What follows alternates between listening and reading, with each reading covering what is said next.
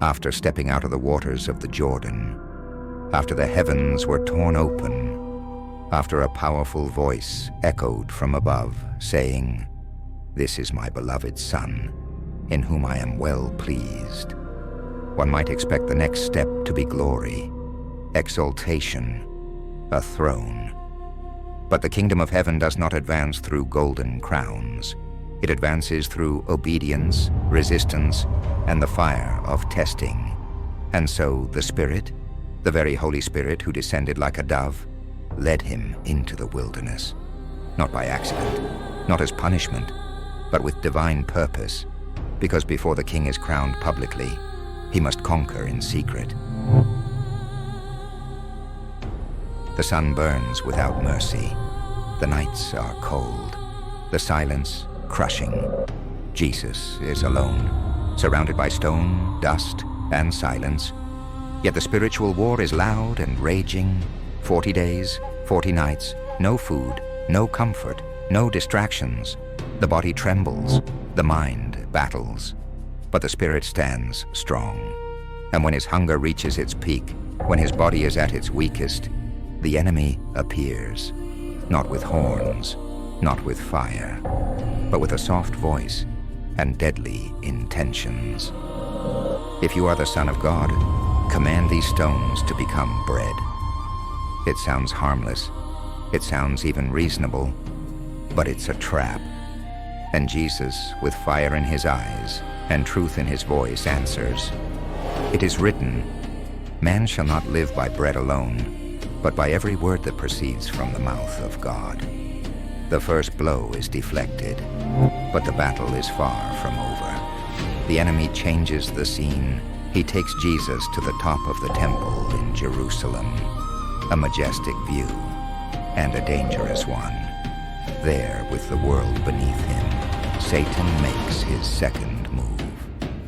If you are the Son of God, throw yourself down, for it is written, "He will command his angels concerning you, and they will lift you up in their hands, so that you will not strike your foot against a stone."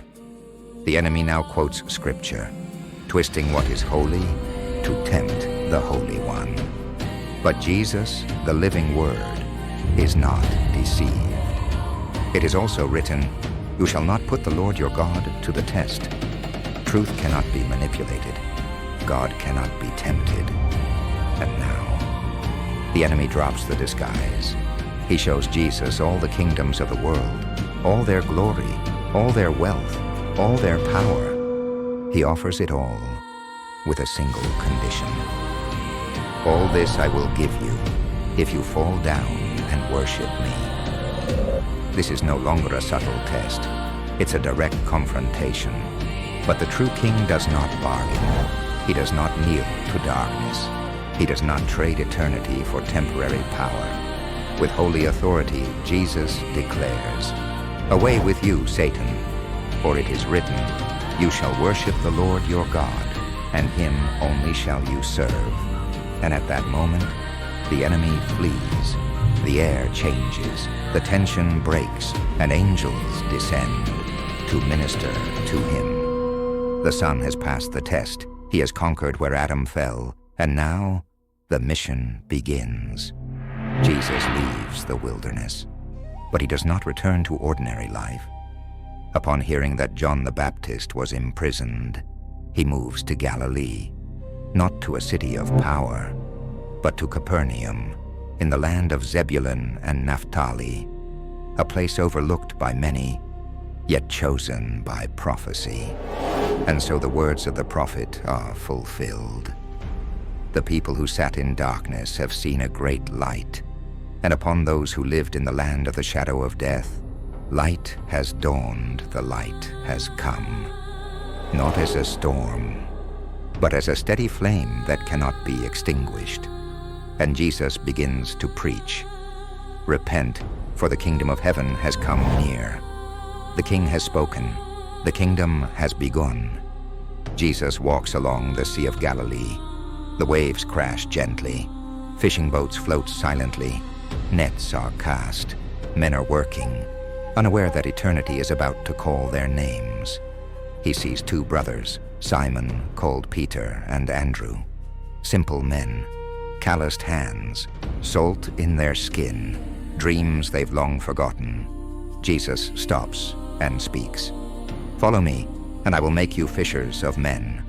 No promises of riches, no guarantees of ease, just a call and a mission. And they leave everything, immediately, without hesitation. Then he calls two more, James and John, the sons of Zebedee.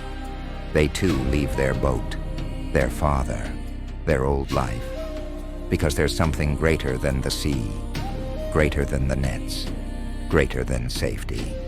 The king has gathered his first followers. Now the kingdom begins to move. Jesus travels through all Galilee, not with armies, but with compassion, not with weapons, but with the power of heaven. He teaches in synagogues. He preaches the good news of the kingdom. He heals every disease. He drives out every torment. He touches the untouchable. His fame spreads like wildfire, from Galilee to Syria, from Judea to the other side of the Jordan. They bring him the sick, the possessed, the paralyzed, the broken, and he heals them all. There is no sickness that resists his authority, no demon that dares to stay.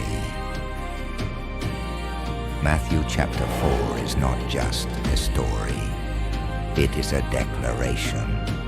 The King has arrived. The light has overcome the darkness, and the kingdom is now among us. But this is only the beginning. The real question is, will you follow the King?